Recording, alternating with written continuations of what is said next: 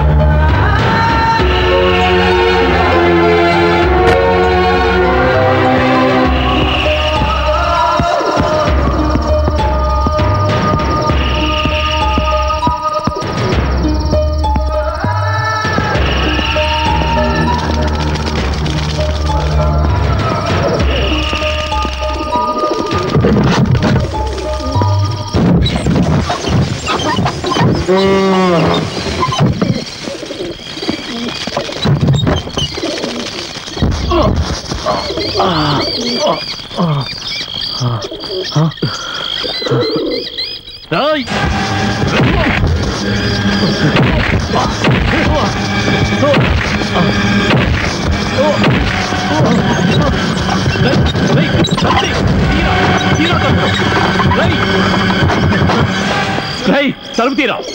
Police commissioner తో ఆడుకుంటున్నావని మర్చిపోకు. ఇప్పుడు నేనేరా నీకు పోలీస్. నువ్వెంత చించుకున్న లాభం లేదురా. నీ గోడు ఏ నా కొడుకు వినడు. తీరా తీరా తలుపుని.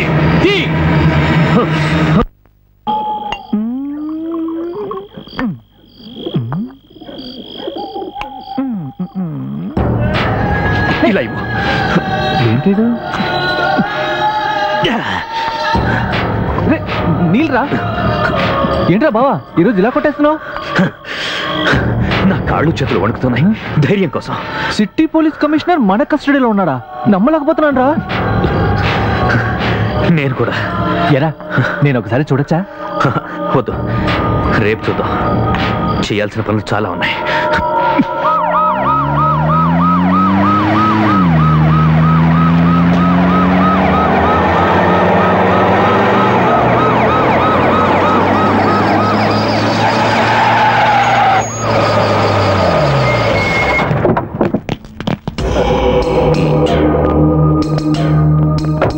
ఎంత ఘోరం ఎలా జరిగింది? నాకేం తోచడం లేదన్నయ్య. చిన్నయ్య ఎలాంటి పని చేసి వెళ్ళాడంటే నాకు నమ్మబుద్ధి కావడం లేదు. ఉదయం పని మనిషి పాలు కోసం వచ్చినప్పుడు బయట లెటర్ పడి ఉందన్నయ్య. నిన్న కూడా తమ్ముడు నాతో సంతోషంగా మాట్లాడాడు. నాకేం అర్థం కావడం లేదు. రాజ్యలక్ష్మి ఎక్కడ?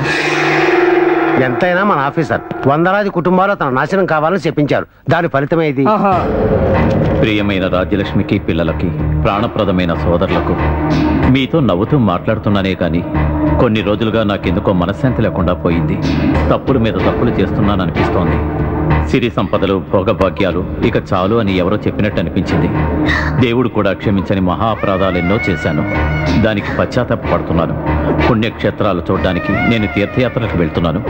నా కోసం ఎవరూ వెతకద్దు. మనసుకు శాంతి లభించినప్పుడు నేనే తిరిగి వస్తాను. నేను తీసుకున్న ఈ నిర్ణయం మీకు బాధ కలిగించి ఉండొచ్చు. క్షమించండి. అంతా ఈశ్వరేచ్ఛను మాత్రం చెప్పగలను. ప్రేమతో మీ ముకుందరావు. నిన్న సాయంత్రం 6 గంటలకి నాతో ఫోన్లో మాట్లాడారు. రావడానికి లేట్ అవుతుందన్నారు, కానీ ఆ మాటలో నాకు ఎలాంటి తేడా అనిపించలేదు. ముకుందం గారి కారు నార్త్ రైల్వే స్టేషన్ దగ్గర ఉంది. రాత్రి వెళ్లే ట్రైన్స్ అన్ని చెక్ చేయమని రైల్వే స్టేషన్స్ అన్నిటికీ ఇన్ఫర్మేషన్ ఇచ్చాం. డీజీపీ హైదరాబాద్ నుంచి బయలుదేరారు. పోలీసులు, గవర్నమెంట్ శాయశక్తిలా వెతుకుతున్నారు. నువ్వేం దిగులు పడకు. ఎక్కడికి వెళ్ళినా తమ్ముడిని మేము కనిపెడతాం. May I come in sir? మంచి సమయానికి వచ్చావు కదరా నువ్వు. రారా. ఏంటి సత్యం, నువ్వేమన్నా మంత్రం వేసావా? ఏంటి సార్? అయితే నీకు విషయం తెలీదా? లేదు. రే, నిజంగా నువ్వు అదృష్టవంతుడురా. కమిషనర్ ముకుందరావుకి సడన్ గా మానసిక పరివర్తన కలిగి ఇల్లు ఉద్యోగం వదిలేసి వెళ్ళిపోయాడు. ఎక్కడికి నాకు తెలీదురా. ఏమైనా ఓ లెటర్ రాసి పెట్టి మరీ వెళ్ళాడు. అందుకని పరాయి వాళ్ళని అనుమానించే అవకాశం లేదు. సార్, ఈయన మన నిజాయితీపరుడు అప్పయ్య చౌదరి కొడుకు కదా? అవును.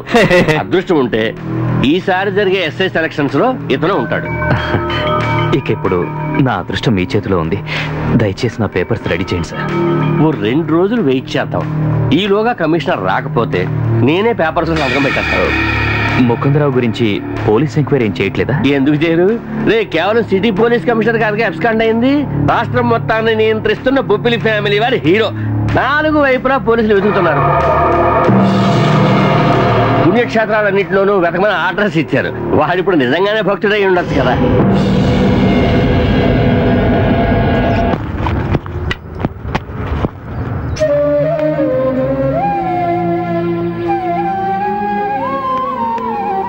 పట్టుదలతో ట్రైనింగ్ పూర్తి చేయాలి. అప్పయ్య చౌదరి కొడుకు నంబర్ 1 కావాలి.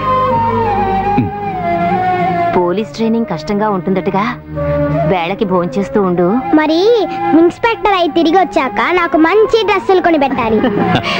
చిట్టి తల్లికి డ్రెస్సులు తేవడానికే కదా నేను ఉద్యోగానికి వెళ్తుంది.